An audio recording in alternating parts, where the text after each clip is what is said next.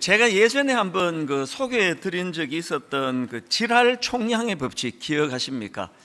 하여튼 무슨 설교 시작부터 저런 말을 하느냐 하지만 이게 사실 이게 굉장히 중요한 포인트입니다. 한동대 김두식 교수라는 분이 쓴 책에 나오는 내용인데요. 한 사람이 살아가면서 평생 동안 하게 될 질할의 총량이 정해져 있다. 이게 이제 질할 총량의 법칙인데요. 사실 점잖은 교수님께서 막 이런 법칙을 이제 소개하고 하는 게 참 특이한데 왜 그랬냐 하니까요, 자기 경험에서 나오는 겁니다.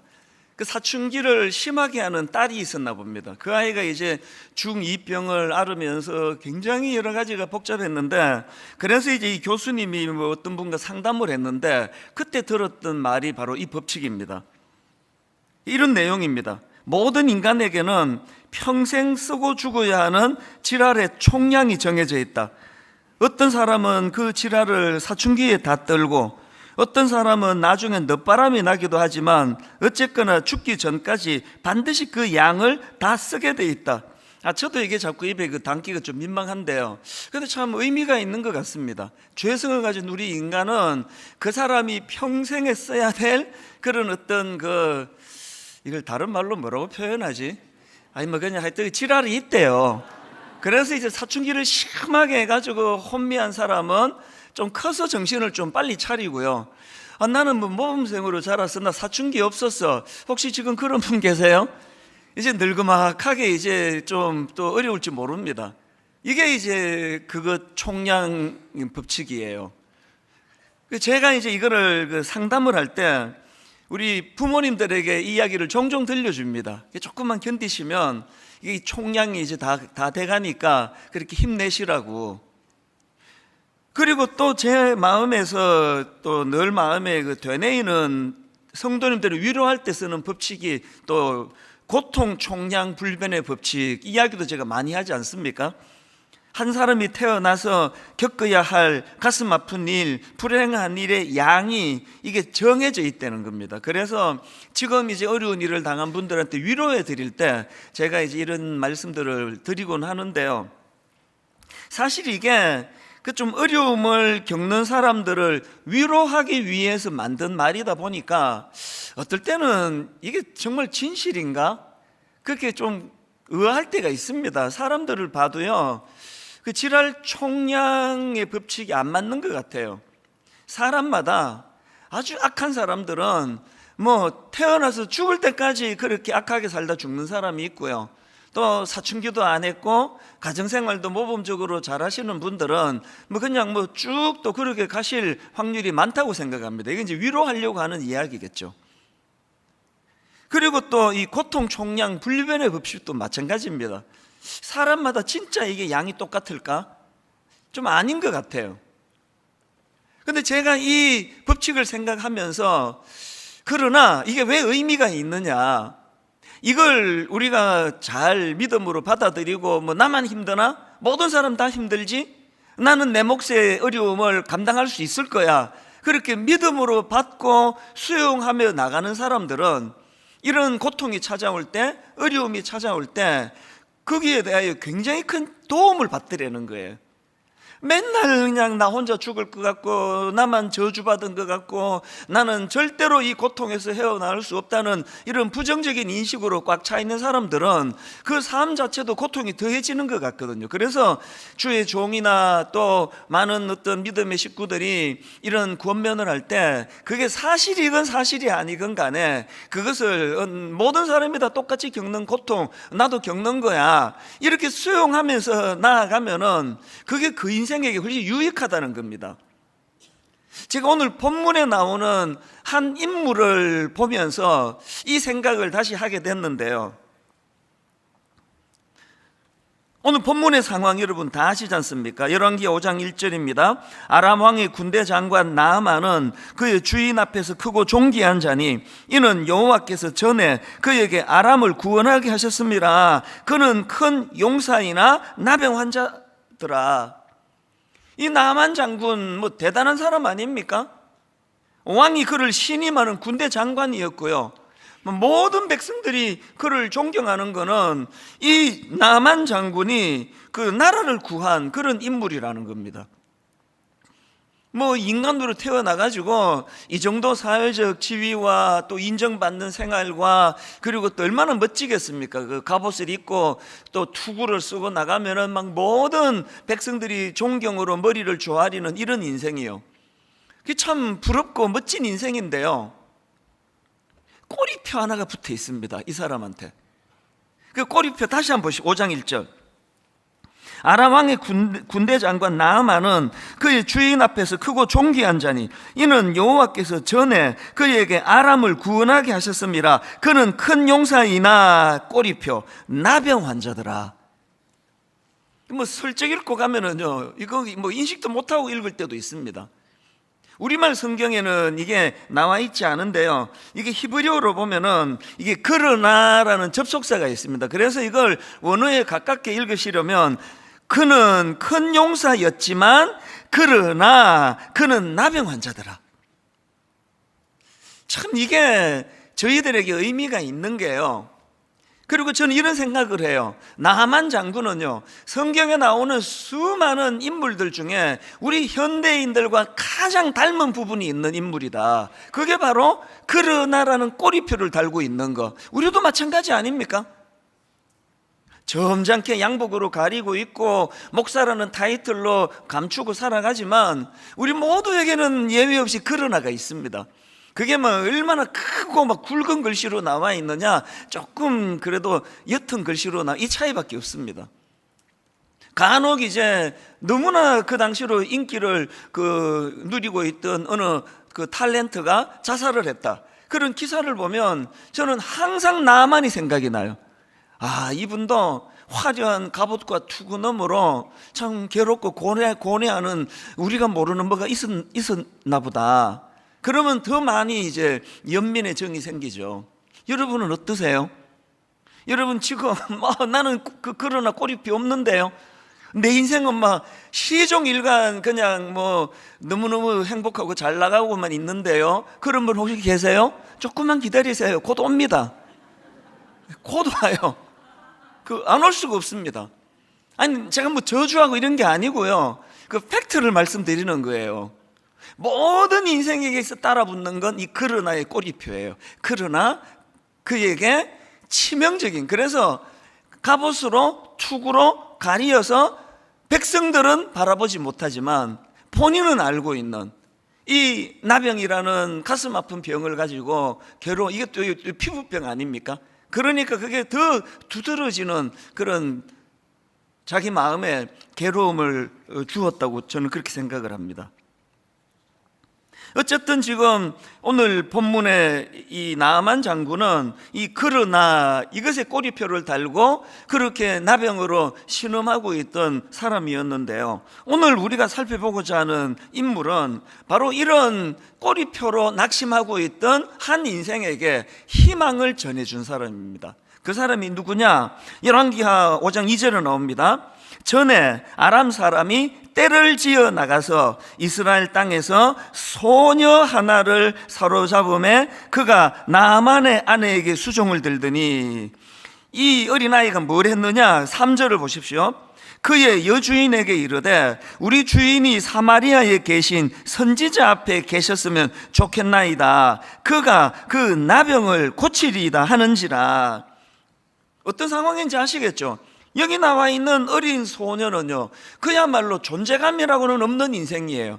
오죽했으면 이름도 안 쓰잖아요. 어느 소녀예요.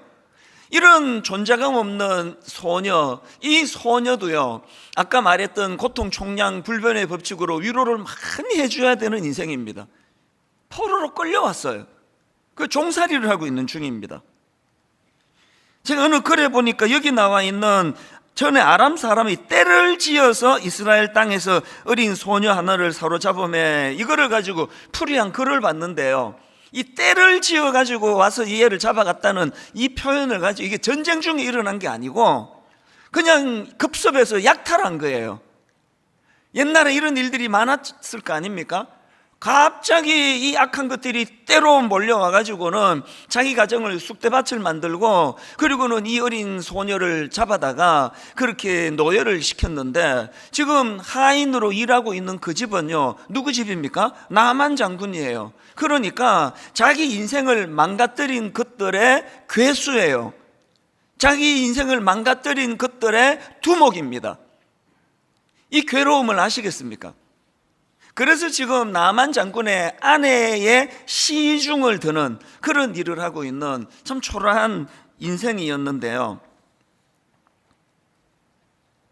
그런데 이 소녀가 그 원수의 두목, 원수의 그 수괴라고 하는 나만 장군에게 상상하기 어려운 긍휼을 베푸는 겁니다. 3절을 다시 한번 보시겠습니까? 그의 여주인에게 이르되 우리 주인이 사마리아에 계신 선지자 앞에 계셨으면 좋겠나이다. 그가 나병을 고치리이다. 여러분, 이 어린 소녀의 이 한마디로 인해 가지고 나만 장군이 새로운 인생을 살게 되는 거 아닙니까?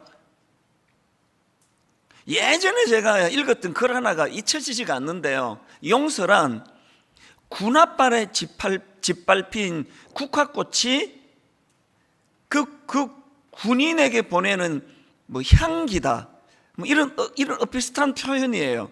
뭔지 아시겠죠?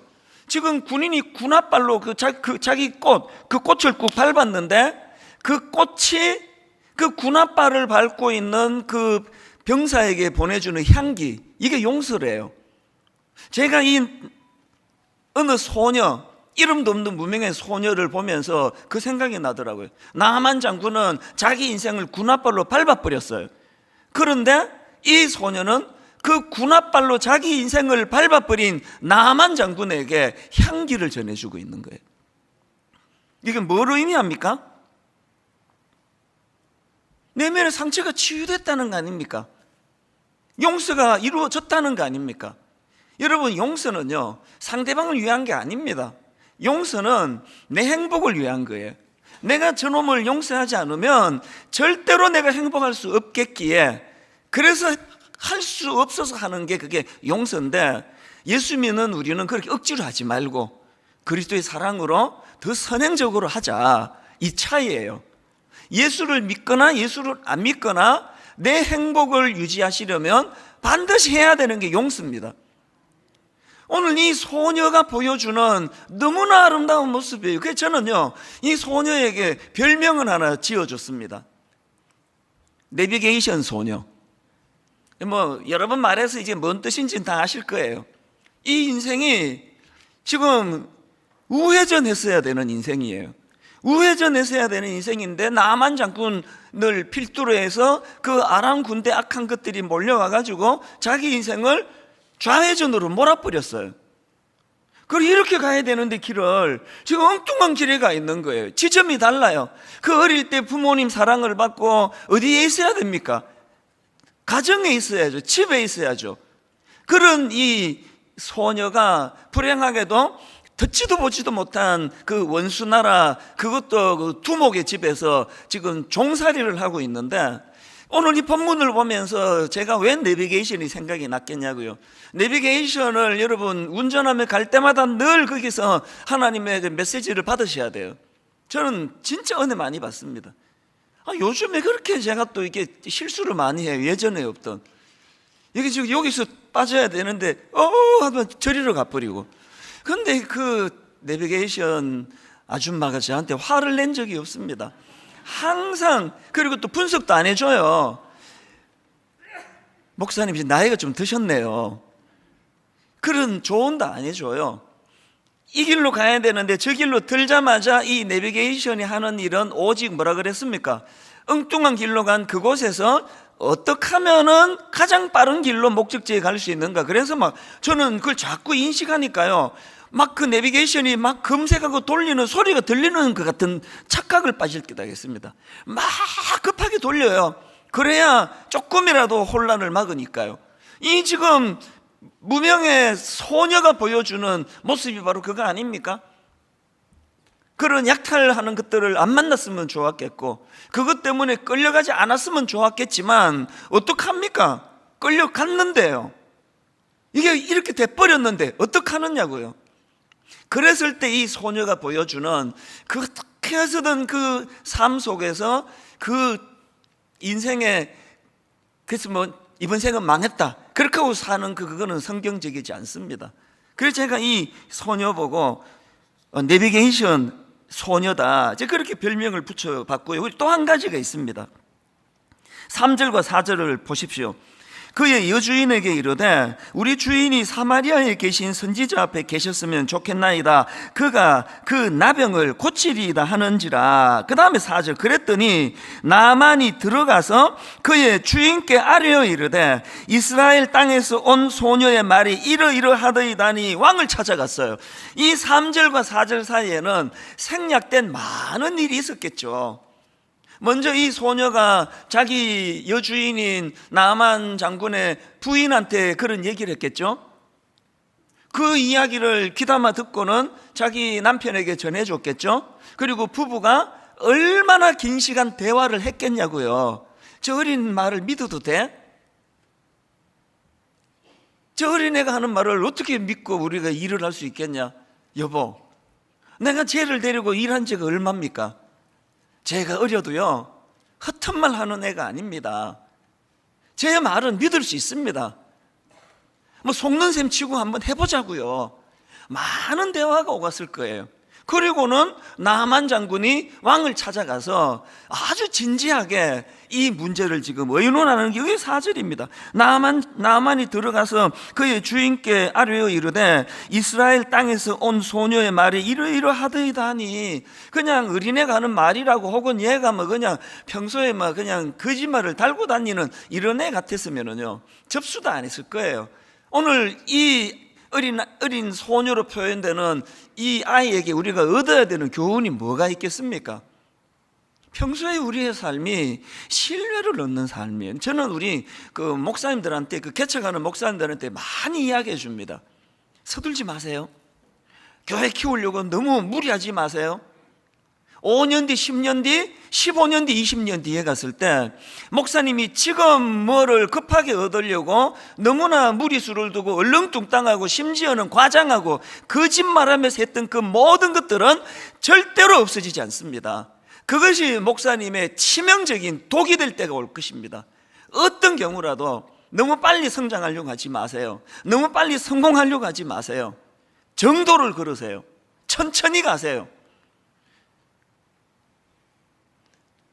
여러분 어떠세요? 예수 믿는 사람은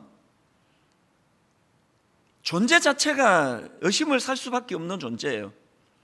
하나도 믿겨지지 않는 소리를 하고 다니니까 맨날 뭐 예수라는 사람이 뭐 3일 만에 살아났다 그러고 그거 믿어지세요? 그게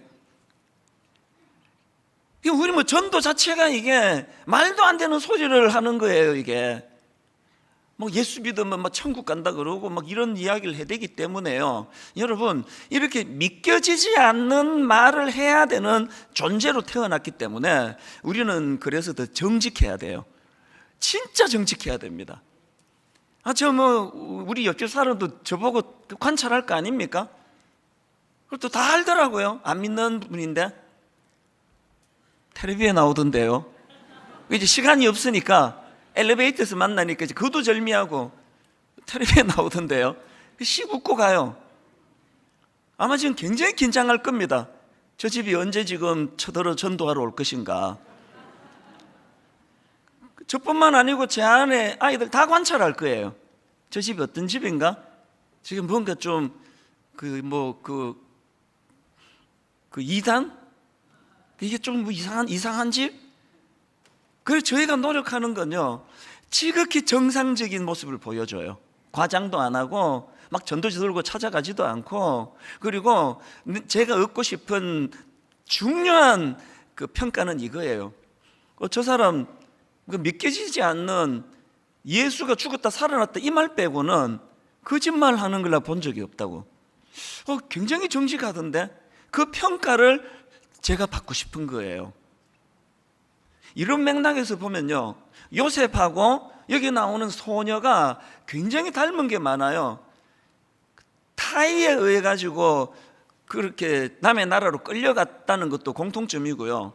그리고 또 하나 공통점이 있습니다. 창세기 39장 4절에 요셉을 보세요. 요셉이 그의 주인에게 은혜를 입어 섬김에 그가 요셉을 가정 총무로 삼고 자기의 소유를 어떻게 했다고요? 자기의 소유를 다 그의 손에 위탁하니. 이 소녀와 요셉의 공통점 아시겠죠? 이 기간이 얼마나 됐는지는 모르지만 지금 신뢰를 얻는 거예요. 그래서 요셉 쟤한테는 우리 집 안방 열쇠까지 다 맡겨도 괜찮다. 이게 신실한 그리스도인이 얻어야 돼요. 지난 일주일 동안 특세로 은혜 받고 충만해진 분들이 계시다면 오늘부터 해야 될 목표는 정직해지는 겁니다. 그리고 신뢰를 얻는 거예요.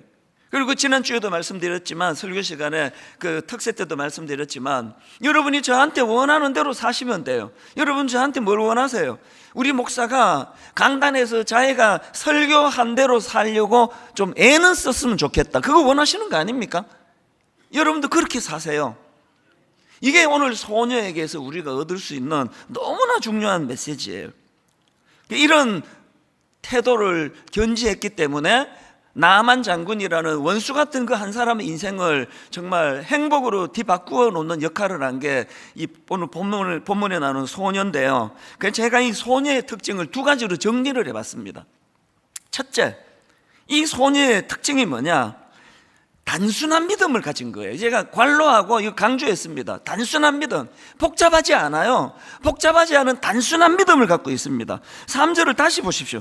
그의 여주인에게 이르되 우리 주인이 사마리아에 계신 선지자 앞에 계셨으면 좋겠나이다. 그가 그 나병을 고치리다 하는지라. 이 굉장히 단순하죠. 그런데 여러분, 이 내용이 지금 그렇게 단순한 내용이 아닙니다. 이 지금 소녀 입장에서는요, 이게 지금 목숨을 걸고 하는 이야기예요. 만에 하나라도 그렇게 그 나만 장군이 그 이야기를 듣고 갔다가 이게 이제 헛방치고 아무 일도 일어나지 않은 상태로 왔다 그러면 얘는 목숨이 위태로운 상황 아닙니까? 근데 이렇게 심각한 사안을 너무 단순하게 이야기해요. 막 복잡하게 얘기 안 합니다. 굉장히 간단해요. 우리 주인이 사마리아에 계신 선지자 좀 만났으면 좋겠습니다. 그 선지자가 우리 주인의 나병을 고쳐줄 것입니다. 거두절미하고 간단한 거예요. 여러분, 진리는 진짜 간단합니다. 이 어린 소녀처럼 우리도요, 평소에 정직하게 살고 헛된 말 안 하고 신뢰를 얻고, 그리고 누구에게 권면을 할 때 그냥 간단하게 있는 그대로예요. 사기치는 사람이 말이 많아요. 속여야 되니까. 예수 전할 때 그렇게 복잡하게 하실 필요 없습니다. 내가 경험한 거, 내가 만난 거, 너무너무 간단해요. 하나님 살아 계세요. 간단하잖아요. 원숭이가 어떻게 해가지고 내가 그렇게 된 거 아니에요. 하나님이 의도로 갖고 날 만드셨습니다. 근데 그 하나님을 어긋나 버렸어요. 교만으로, 탐심으로. 그래서 오늘도 주님께서 여러분을 또 저와 더불어 이곳에 모여 참 그 하나님의 은혜를 누리게 하시려고 예수 그리스도를 통해서 십자가를 각인시켜 주시는 거 아닙니까? 굉장히 간단한 거예요. 이 어린 소녀가 이런 단순한 믿음을 갖고 있었는데 여기에 반해가지고 그 6절에 나오는 이스라엘 왕을 한번 보세요. 그래서 이제 나만 장군이 이제 그 이스라엘로 가서 그 선지자를 만나기로 결정하면서 이제 6절입니다. 이스라엘 왕에게 그 글을 전하니 일러서되 내가 내 신하 나만을 당신에게 보내오니 이 글이 당신에게 이르거든 당신은 그의 나병을 고쳐주소서 하였더라. 그랬더니 이 이스라엘 왕의 반응을 보세요. 머리가 터질 것 같아요. 7절 이스라엘 왕이 그 글을 읽고 자기 옷을 찢으며 이르되 내가 사람을 죽이고 살리는 하나님이냐? 그가 어찌하여 사람을 내게로 보내 그의 나병을 고치라 하느냐? 너희는 깊이 생각하고 저 왕이 틈을 타서 나와 더불어 시비하려 함인 줄 알라 하니라. 이 지금 뭐 엄청 호들갑이에요. 왜? 이 어린 소녀가 갖고 있는 단순한 믿음이 없기 때문이에요. 단순한 믿음이 없어서 인생이 이렇게 복잡해지는 겁니다. 막 엄청 복잡해집니다. 단순한 믿음이 없다 보니까 지금 왕이 뭐라고 권면합니까? 7절에 너희는 깊이 생각하고, 잘 들으세요. 믿음이 정립이 안 되면 깊이 생각하지 마세요. 깊이 생각하면 할수록 혼미에 빠져요. 단순한 거예요, 단순. 1만 성도 파송 운동을 10년 전에 제가 하나님 앞에 약속을 드리고 10년 내내 몸부림쳤던 게 이거예요. 단순하기를 원합니다. 제가 여러분을 두고 속인 적이 없거든요. 여러분을 두고 협박한 적이 없거든요. 여러분을 두고 뭘 거래한 적이 없거든요. 10년 내내, 그리고 마지막 순간까지 마음이 동하시면 가시고 남으시는 것도 복이라고 제가 그렇게 말씀드릴 수 있었던 건 바로 이 소녀와 같은 마음을 견지하기 위해서예요. 계산 복잡해지고 이제 그러면 뭐 이제 5,000명 안 되면 난 어떻게 되는 건가, 이게 뭐 어떻게 해서든 무리를 스스로 난 남고 싶다 막 그러면서 뭐를 자꾸 만들어냈다 그러면 아마 분당 우리 교회는 지금 대혼란에 빠졌을 것입니다. 이 왕을 보세요. 이 왕 정신이 하나도 없습니다. 그랬더니 여러분, 하나님의 사람 엘리사 선지자가 또 단순한 이야기라는 8절을 보세요. 하나님의 사람 엘리사가 이스라엘 왕이 자기 옷을 찢었다 함을 듣고 왕에게 보내 이르되 왕이 어찌하여 옷을 찢었나이까? 그 다음 보세요. 그 사람을 내게로 오게 하소서. 그가 이스라엘 중에 선지자가 있는 줄을 알리이다. 너무 단순하잖아요. 뭐 복잡한 게 없습니다. 엘리사가 갖고 있는 단순함이 뭐예요? 그 능력과 에너지가 자기에게서 나오는 것 같으면 계산이 복잡하죠. 이거 뭐 해낼 수 있나? 지난번에 다른 사람은 고쳤지만 이 사람은 내가 고칠 수 있나? 막 머리가 터질 것 같은데, 믿음의 사람은 단순해요. 왜? 그 능력의 원천이 자기로부터가 아니라 하나님으로부터 나오니까, 하나님께 매달려 기도하면 되니까, 더 의지하면 되니까.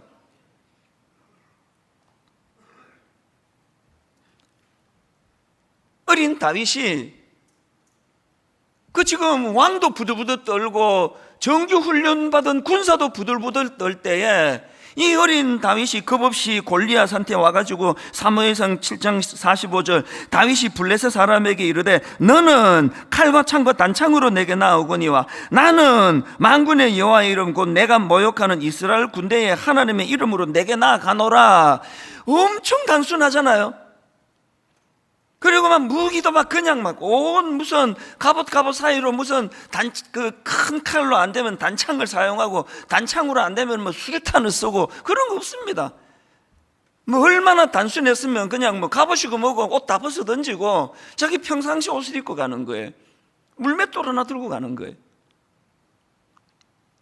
오래 예수 믿으신 분들, 그리고 예수 믿은 지 얼마 안 되시는 분들 출발을 잘 하셔야 됩니다. 믿음은 단순한 거예요. 복잡하지 않습니다. 하나님 살아계십니다. 오늘 이 시간 하나님이 우리의 예배를 받고 들으십니다. 그리고 기도하는 자들에게, 그 답답한 마음을 가지고 주님 앞으로 나가 신음하는 자들에게 하나님은 우리의 기도를 외면하지 않으시는 분인 줄 믿으시기를 바랍니다. 굉장히 단순한 거예요.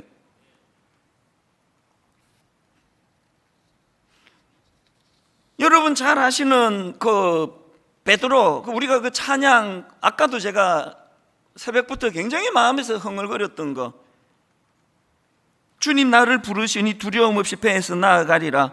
주님 나를 부르시니 주님 내게 오라시니 주님 보고 계시기에 의심치 않고 바다를 걸어가리라. 그 배경 다 아시죠? 풍랑이 있는 바닷가에서요, 바다에서 예수님은 기도하러 따로 이 산으로 가시고 제자들끼리 지금 그 배를 타고 가다가 풍랑을 만났네요. 그리고 자기들은 뭐 고기 잡는 어부들이 대부분이니까 그 뭐 풍랑을 뭐 한두 번 만났습니까? 그 뭐 풍랑 만나는 게 자기들이 인생인데요. 뭐 그랬는데 안 되는 거예요. 그 밤새도록 돛을 이렇게도 돌리고 저렇게도 돌리고 바람으로도 돌리고 또 돛을 뭐 내렸다가 올렸다 5만 가지 애를 다 써도 안 되는 겁니다. 그렇게 밤새도록 그렇게 고생을 하고 있을 때 주님이 나타나셨어요. 그랬더니 다른 제자들은 더 떠네요. 유령이다 그러면서 뭐 주님 엄청 기분 나빴을 것 같아요. 유령이다 그러면서 막 부들부들 떠는데, 베드로가 유독 뭐라고 얘기했습니까? 마태복음 14장 28절, 베드로가 대답하여 이르되 주여 만일 주님이시거든 나를 명하사 물 위로 오라 하소서. 굉장히 단순해요. 이 단순함이 믿음에서 나온 거 아닙니까? 유령이다 그러는데 뭐 복잡한 거 없습니다. 뭐 유령이면 뭐 빠져 죽을 거고, 주님이시면 건져 주실 거고, 굉장한 단순한 믿음이었고, 여러분 이 어린 소녀의 단순한 믿음이 한 가지를 더 가져왔고, 이 베드로가 이렇게 단순하게 주님 앞으로 물 위로 뛰어들었을 때 그것이 능력으로 나타났던 비결이 있는데요, 이 어린 소녀의 단순함의 특징이 하나 더 있습니다. 두 번째가 도전정신이에요. 도전정신. 앞에서도 말씀드리지 않았습니까? 지금 자기 주인 나아만 장군한테 함부로 말할 거리가 아니에요. 이거 잘못했다가는 죽습니다. 그럼에도 불구하고 담대하게 그렇게 엘리사 선지자를 소개할 수 있었던 것은 단순하지만 뿌리 깊은 믿음, 단순하지만 확고하게 하나님의 살아계심과 하나님의 능력을 가진 사람들에게는 인생의 도전정신이 있는 거거든요. 아까 서두에서 말씀드렸잖아요. 질할 총량의 법칙, 그 남만 생각해도 그거 진리가 아닌 것 같습니다. 고통 총량의 법칙, 이것도 사람마다 달라요. 더 많은 고통이 있는 사람이 있고 고통이 덜한 사람도 있습니다. 그런데 이 고통 총량의 법칙은 자기 학이 따라 가지고 양을 줄일 수 있다고, 늘릴 수 있다는 거예요. 타고나기를 여러분이 세상 말로 뭐 재수 없이 태어나서 고통이 많은 그런 경우는 거의 없고요, 대부분의 경우는 내가 자꾸 연장을 시키는 거예요. 왜? 단순하지 않으니까. 왜? 도전하지 않으니까.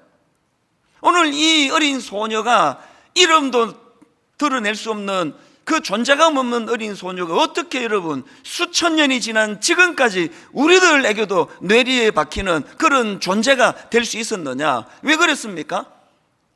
한 인생을 어떻게 바꿨습니까? 아까 여러분 그 꼬리표 아시잖아요? 나아만 장군, 그는 나병 환자였다. 이거는 저주의, 절망의, 낙심의, 인생의 치명적인 꼬리표였는데, 오늘 여러분 이 어린 소녀가 그 한 인생에게 어떤 영향을 미쳤습니까? 그 꼬리표를 어떻게 바꿔줬습니까? 나아만 장군에게 있어서 나병을 변장하고 찾아온 축복으로 바꿔준 거 아닙니까?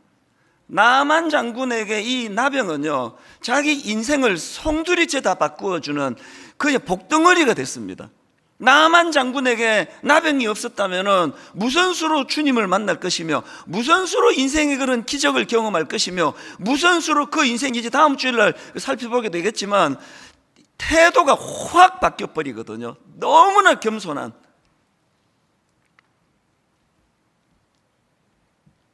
여러분이 먼저 단순한 믿음과 도전 정신을 가지고 여러분이 먼저 여러분 인생의 꼬리표로 붙어있는 그런 알을 변장하고 찾아온 축복으로 바꾸어 주시기를 바랍니다. 여러분 인생이 먼저 변장하고 찾아온 축복으로 나만의 나병 같은 우리의 가슴 아픈 것들을 바꾸어 주시고, 그리고 사명이 있습니다. 오늘 수많은 제2, 제3의 나만 장군이 너무너무 많은 이 시대에 여러분의 며느리에게, 여러분 그 시어머니에게, 친정엄마에게, 누구에게나 여러분 그 꼬리표처럼 저주처럼 붙어있는 그 사람 인생의 그런 알을 과감하게 떼주시는 역할을, 그런 일을 행하는 믿음의 성도님들 되시기를 바랍니다. 오늘 저는 지난 한 주간 그 특세를 정리하면서요, 여러분 무슨 사정이 있으셔가지고 이번 특세에 참여하지 못하신 분, 제가 여러분 정말 내가 좀 빌고 싶습니다. 홈페이지 들어오셔가지고요, 아니면 유튜브 가셔가지고요, 한 주 동안에 어떤 하나님의 역사가 일어났는지 제발 좀 한번 좀 그 살펴봐 주세요. 그 중에서 저는 지난 목요일 날이 계속 오늘 마음에 남는 겁니다. 지난 목요일 날 엘리사 선지자가 베푼 기적 중에서 어떤 일이 있었느냐, 너무 난감한 일을 당한 어느 여성이에요. 남편이 갑자기 죽었습니다. 그리고 그냥 겹친 데 덮친 격으로 집에 원래 빚이 많았나 봐. 이 남편이 빚을 많이 남기고 갔는지 어쨌는지, 그래서 이제 빚쟁이들이 그냥 남자도 없는 집에 들이닥쳐가지고 자기 두 아들을 끌고 노예시키려고 지금 끌고 가는 이런 상황에 너무 다급해서 엘리사 선지자를 찾았는데, 엘리사 선지자가 어떤 처방을 내립니까? 그릇을 준비할래? 그릇을 준비해 갖고 오라. 그리고 하는 말이 열왕기하 4장 3절입니다. 이르되 너는 밖에 나가서 모든 이웃에게 그릇을 빌리라. 빈 그릇을 빌리되 조금 빌리지 말고. 여러분, 이 단순한 명령 속에 엄청 도전을 받는 거예요. 한번 인생의 전환 꿈꾸고 싶지 않으세요? 한 번 이 가난하고 빈곤한 우리 인생 철학도 빈곤하고 지식도 빈곤하고 인격도 빈곤하고 모든 게 빈곤한 우리 인생에 한번 큰 하나님의 은혜의 변화의 물꼬를 한번 경험해 보고 싶지 않으세요? 그릇을 준비해야 돼요. 그 그릇이 어떤 그릇입니까? 빈 그릇이에요. 그래서 생각 많이 하지 말라는 거예요. 그 이스라엘 왕처럼 복잡한 생각으로 내 심령을 다 채워버리면 거기에 하나님의 역사가 일어나기가 어렵거든요. 빈 그릇을 준비해야 돼요. 그리고 할 수 있는 대로 많은 그릇을 준비하라는 겁니다. 상징적으로 하는 이야기예요. 저는 그 목요일 날 그 말씀을 가지고 묵상하면서 시편 82편 10절이요. 나는 너를 애굽 땅에서 인도하여 낸 여호와 내 하나님이니 너의 입을 크게 열라 내가 채우리라. 여러분, 채우는 것은 하나님이 하시지만 입은 우리가 벌려야 돼요. 채워주시는 분은 하나님이시지만 그릇은 우리가 준비해야 돼요. 그릇 준비하라 그러면 좀 준비하면 되잖아요. 그 여인이 그날 그 엘리사 선지자가 명할 때 2박 3일 동안 들어앉아가지고 이 그릇을 갖고 뭘로 쓰려고 그러지? 이 그릇 빌려갖고 이게 지금 뭐 도대체 왜 필요한 거야? 이러고 앉아 있었으면 아무 일도 일어난 거 아닙니까? 이 코미디 같죠? 여러분 지금 그렇게 살고 계세요. 여러분 지금 대부분의 믿음 없는 분들이 그렇게 살고 있는 거예요. 그냥 좀 단순하게 한번 순종해 보자고요. 좀 단순해질 수 없습니까? 너무 계산 많이 하지 말고 잔머리 굴리지 말고 이스라엘 왕처럼 지레짐작해서 떨지 말고.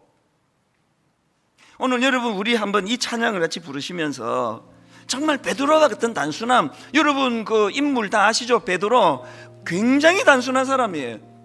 굉장히 단순한 성격이 베드로를 살리는 거 아닙니까?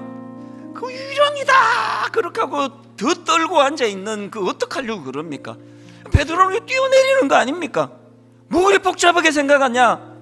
주님이시면 풍랑을 잠잠케 하시는 능력을 가지신 분이라면, 내가 물리를 걷도록 일하시는 분이라면 그러면 그분은 내 주님 아니시겠니? 단순한 거예요. 주님 나를 부르시니 두려움 없이 배에서 나아가리라. 단순한 거예요. 왜 뛰어내렸습니까? 주님 나를 부르시니까. 분당 우리 개척 왜 했습니까? 주님이 하라 그랬으니까요. 41살 10월 말에 옥하는 목사님을 통해서 뜬금없이 고등부하고 있는 저한테 교회 개척해라. 나 무슨 신부름 시키시는 줄 알고 갔다가, 그리고 얼마 뒤에 개척인지 아시죠? 바로 개척했습니다. 해놓고 생각하는 거예요. 나 이게 고등부만 했는데 어떡하지? 이제 신방 갔으면 뭘 해야 되는지도 모르는데 어떡하지? 해놓고 생각했어요. 해놓고 아무 일 없었습니다. 단순해지시기 바라요. 단순한 믿음, 머리 굴리지 마세요. 저 그런 얘기 종종 합니다. 옥하는 목사님이 저보고 뭐 시키실 때 저 한 번도 NO 이래 본 적은 없었고요. 한 번도요 저도 기도해 보겠습니다 그런 적도 없었습니다. 뭐 하려고 그럽니까? 내가 보기에 그분은 진짜 종인데, 내가 보기에 그분은 진짜 사랑의 교회 담임 목사님이신데, 그분이 기도해보고 저한테 시켰는데 내가 또 복잡하게 뭐하러 또 확인하는 기도를 하겠냐고요. 단순한 거예요. 단순한 것에서 능력이 나오는 겁니다. 우리 한번 이 찬양 부를 동안에 하나님 앞에 내 인생의 오류는 어디에서부터 시작되는지를 한번 돌아보시기를 바랍니다.